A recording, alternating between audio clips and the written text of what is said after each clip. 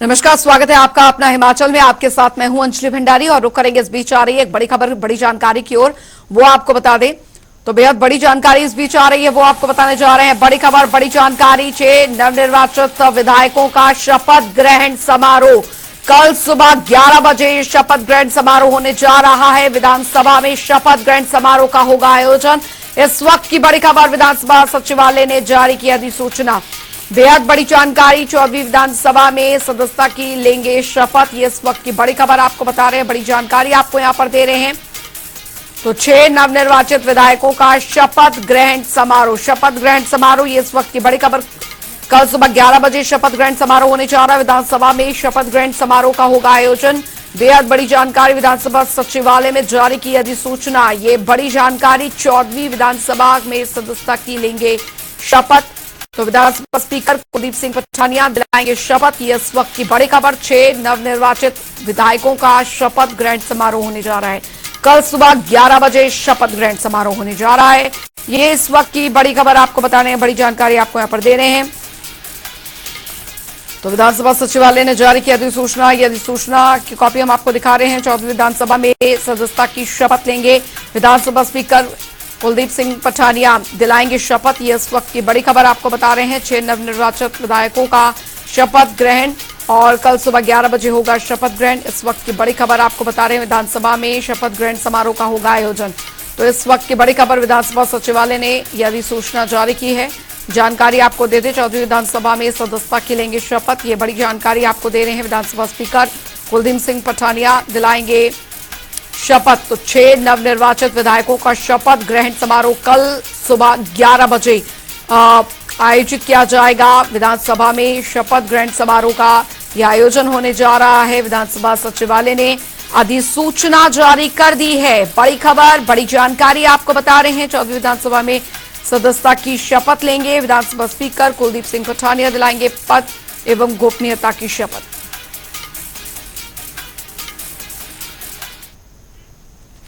चलिए खबरों में आगे बढ़ेंगे। उधर शिमला में इन दिनों जहां गर्मियां अपने चरम पर है, तो वहीं शहरवासियों को पेयजल की समस्या से जूझना पड़ रहा है। पेयजल समस्या के चलते शिमला जल प्रबंधन ने शहर में पानी की सप्लाई भी एक दिन छोड़कर कर दी है। बावजूद इसके प्रतिदिन राजधानी में पानी के टैंकरों की मांग दिन प्रतिदिन बढ़ती जा रही है, जिसके चलते नगर निगम ने इस समस्या से निपटने के लिए 2 छोटे टैंकर को और शामिल कर लिया है। अब नगर निगम के पास छोटे टैंकरों की संख्या 3 हो गई है, जिससे कुछ हद तक शहरवासियों को पेयजल समस्या से राहत मिलने की उम्मीद है। विधायक हरीश जनार्था और साथ ही महापौर सुरेंद्र चौहान ने 2 छोटे टैंकरों को झंडी दिखाकर रवाना किया। हाँ, वैसे अगर जनरली देखे जाए कंपैरेटिवली जिस तरीके से मौसम यहाँ पे चल रहा है शिमला में और ऑल ओवर हिमाचल में, क्या पूरे देश और प्रदेश में सूखा बहुत पड़ा है और हमारे जो सोर्सेज थे वो भी ड्राई हुए।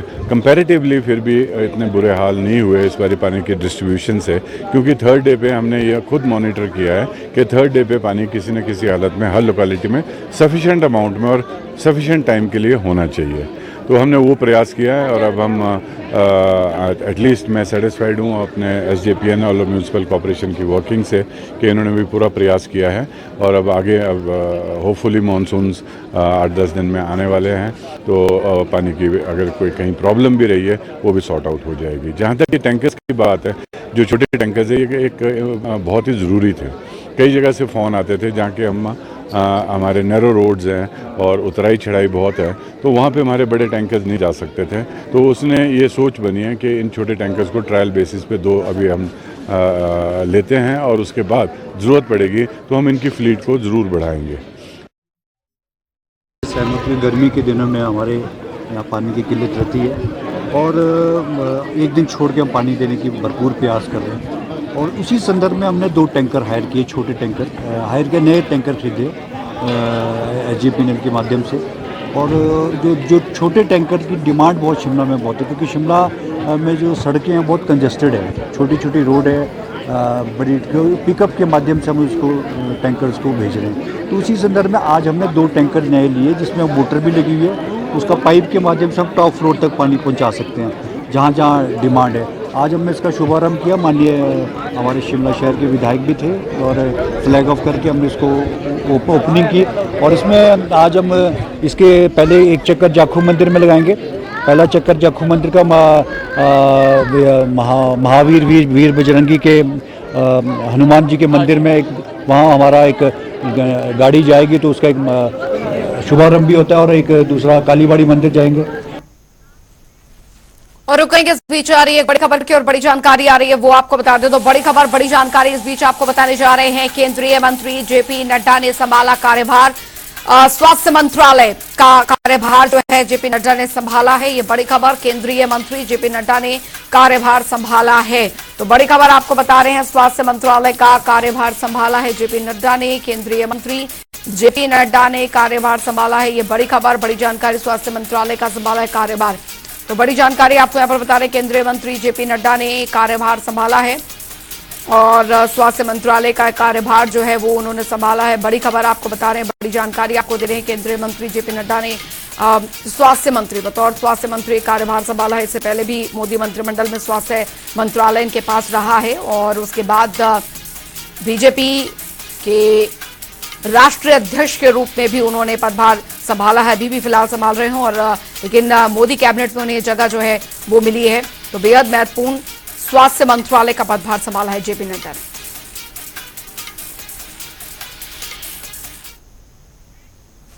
आगे बढ़ेंगे, एक और बड़ी खबर, बड़ी जानकारी आ रही है, वो आपको बता दें।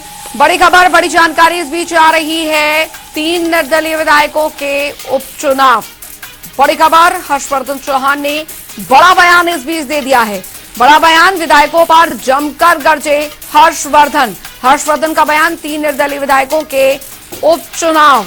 ये इस वक्त की बड़ी खबर। तो हर्षवर्धन चौहान ने बड़ा बयान दिया है। अपने बड़े बयान, विधायकों पर जमकर गरजे हर्षवर्धन ने कहा है। तो उनका बड़ा बयान।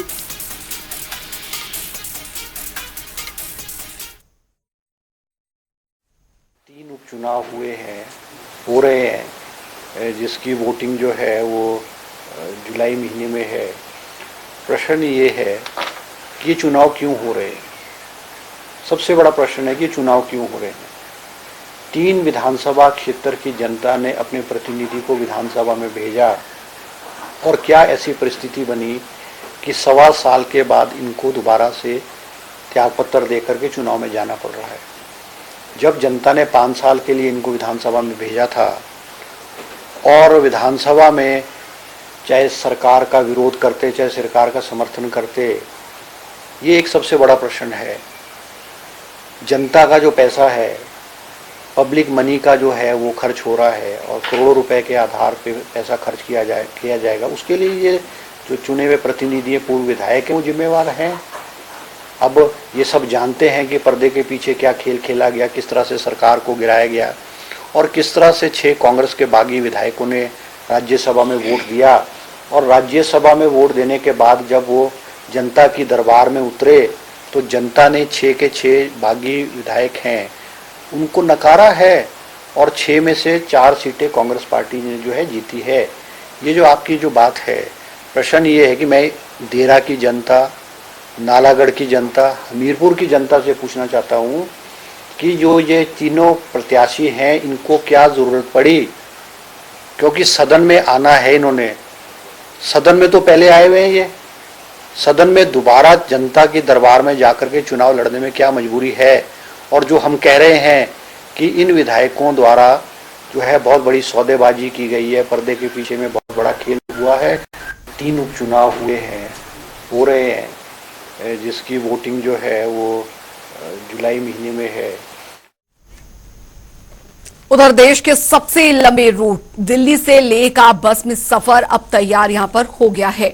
बता दें कि अब लेह दिल्ली रूट पर एचआरटीसी की बस सेवा 11 जून से शुरू होने जा रही है और एसडीएम केलांग रजनीश शर्मा ने हरी झंडी दिखाकर बस रवाना की। बता दें आपको कि दरअसल सड़क बस के लिए यहां पर उपयुक्त है और एचआरटीसी की इस बस आज सुबह 5 बजे लेह के लिए रवाना हो गई है। इस बस में लेह दिल्ली से यात्री 1740 रुपए में सफर कर सकेंगे, जिसमें पर्यटक केलांग से लेकर लेह तक बर्फ से लदे 4 दर्रों को पार करेंगे और बर्फीली वादियों को निहार सकेंगे। एचआरटीसी की इस बस केलांग डिपो की बस करीब 9 महीने बाद शुरू हुई है।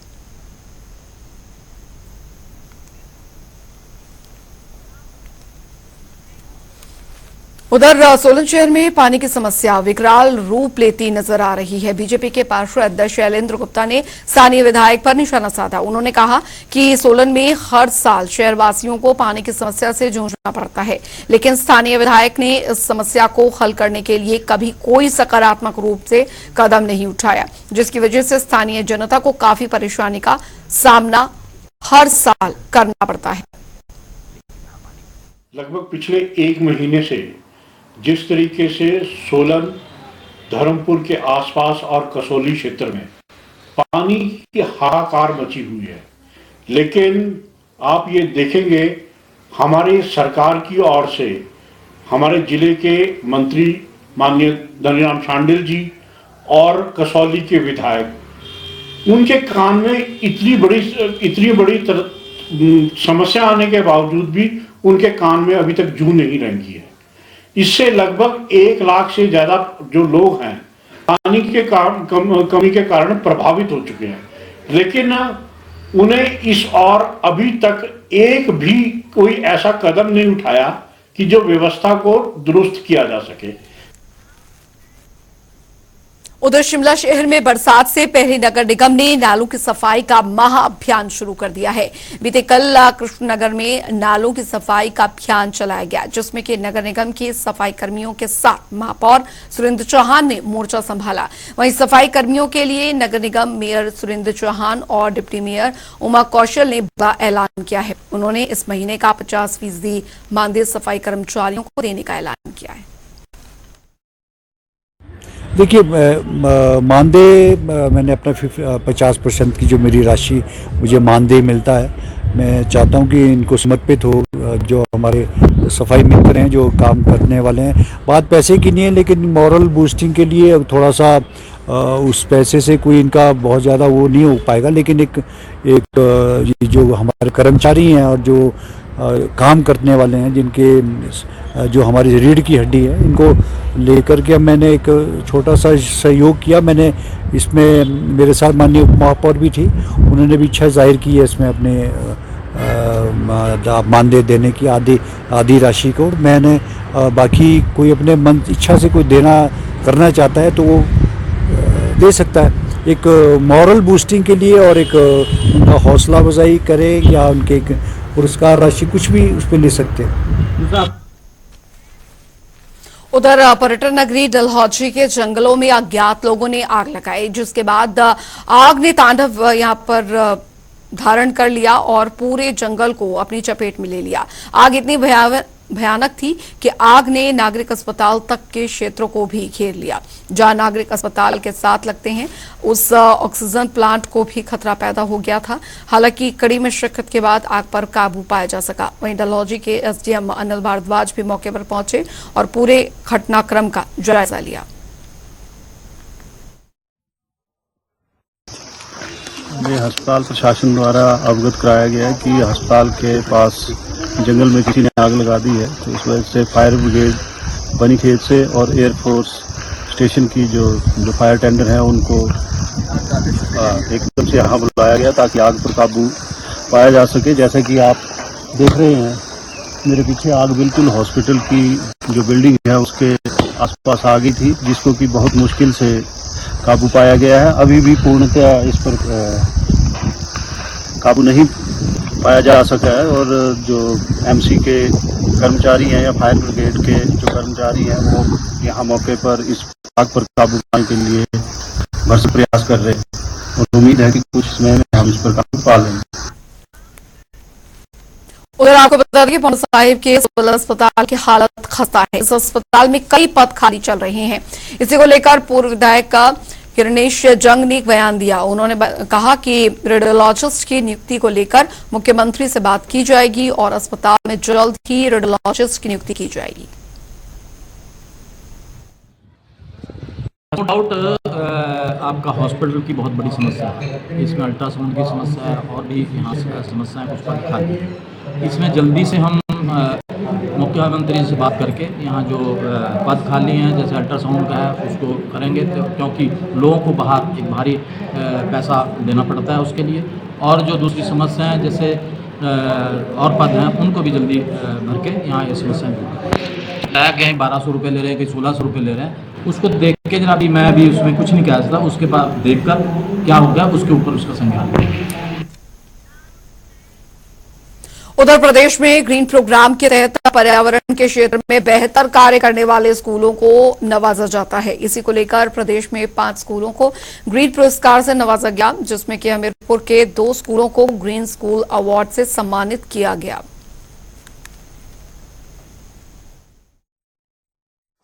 जैसा कि विदित है कि भारत सरकार और हिमाचल सरकार का एक प्रोग्राम है ग्रीन स्कूल प्रोग्राम। इस ग्रीन स्कूल प्रोग्राम के अंतर्गत हमारे बहुत सारे स्कूल जो है वो इसके लिए अप्लाई करते हैं। इसमें एक अवार्ड मिलता है, सीएम रोलिंग ट्रॉफी, अलग अलग सेक्शन में है। तो जो world environment day state level पे होता है उसका एक स्पेशल प्रोग्राम होता है, और स्पेशल प्रोग्राम में जो बेस्ट जो ग्रीनेस्ट स्कूल्स होते हैं जिनका चयन किया जाता है CSC के द्वारा, जो एक centre for science and environment का डिपार्टमेंट है, तो इनको सम्मानित किया जाता है एक रोलिंग ट्रॉफी देके। जो इस बार का वर्ल्ड एनवायरनमेंट डे का जो हमारा प्रदेश स्तर का प्रोग्राम है वो गेयटी थिएटर शिमला में हुआ। तो बड़ी खुशी की बात है कि हमारे जिला हमीरपुर का एक स्कूल है गवर्नमेंट सीनियर सेकेंडरी स्कूल डिडमी, इनको भी एक सीएम रोलिंग ट्रॉफी एक सेक्शन में मिली है जो एक लैंड मैनेजमेंट है। इस उधर हिमाचल प्रदेश में फिर से बढ़ती गर्मी लोगों को परेशान कर सकती है और कुछ दिनों की राहत के बाद आखिरकार प्रदेश में एक बार फिर से पारा चढ़ने की संभावना। बीते 24 घंटे में प्रदेश के सामान्य तापमान में 1 डिग्री से ज्यादा की वृद्धि दर्ज की गई है। वहीं आगामी दिनों में प्रदेश के मैदानी इलाकों में हीट वेव का असर देखने को मिल सकता है, जिसको लेकर मौसम विज्ञान केंद्र ने कल से कई जिलों में 48 घंटे का येलो अलर्ट भी जारी किया है। हालांकि 17 से 18 जून तक प्रदेश में प्री मानसून आने की संभावना जताई गई है। देखिए अभी टेम्परेचर्स पिछले 24 घंटे में बढ़े हैं, करीब 1 डिग्री का जो है राइज हुआ है पिछले 24 आवर्स में। और जहां तक मौसम की बात है अगले 4 से 5 दिन आमतौर पर मौसम ठीक रहेगा, साफ रहेगा। बीच बीच में थंडरस्टॉर्म एक्टिविटी हो सकती है कुछ जिलों में, लेकिन वो बहुत टेम्पररी से होता है कि बीच में थंडरस्टॉर्म आए और चले गए। और उसके बाद फिर ये लग रहा है कि 17-18 के बाद जो है प्री मानसून एक्टिविटी कुछ शुरू हो सकती है। उससे जो है ईस्टर्ली विंड्स आएंगी तो कुछ बारिश हो सकती है, उससे कुछ रिलीफ मिल सकता है। ये अभी तो नहीं है, लेकिन अगले 2 से 3 दिनों में कुछ जिलों में जिसमें ऊना, बिलासपुर, हमीरपुर, सिरमौर, सोलन, इनके कुछ पॉकेट्स में जो हीट वेव आ सकती है, तो हम रखेंगे अलर्ट्स। इसके बाद जहाँ तक प्री मानसून की रेंज की बात है वो 17-18 के बाद जो है ना फिर ये लग रहा है कि कुछ बारिशों की एक्टिविटी शुरू होगी प्री मानसून, और आगे फिर बीच बीच में बारिशें देखने को आपको मिलेंगी। तो उससे तापमान से भी जो है रिलीफ मिलेगा और हीट वेव कंडीशन है उससे भी निजात मिलेगी। उधर किन्नौर जिले में मानसून से पहले प्रशासन तैयारियों में जुट चुके हैं और डीसी अमित कुमार शर्मा ने जानकारी देते हुए बताया कि किन्नौर जिले में 14 जून से मॉक ड्रिल का आयोजन किया जाएगा, जिसमें कि आपदा प्रबंधन प्राधिकरण की ओर से लोगों को आपदाओं से निपटने के बारे में जानकारी दी जाएगी। Not June specifically but July August onward जो मानसून सीजन है खासकर वो किन्नौर के लिए देखा गया है। पिछले साल तो काफ़ी सेंसिटिव रहा था, काफ़ी हमारे ट्रांसपोर्ट डिसरप्ट रहा, काफ़ी लोगों को जान माल के नुकसान हुए। तो इसके संदर्भ में जैसे 14 तारीख को हमारी एक मॉक ड्रिल होने वाली है स्टेट लेवल पे, तो उसके संबंध में ही आज हमारी ओरिएंटेशन एक्सरसाइज थी। और 12 तारीख को एक टेबल टॉप एक्सरसाइज होगी एंड 14 को जैसे कि मैंने बताया कि मॉक ड्रिल होगी।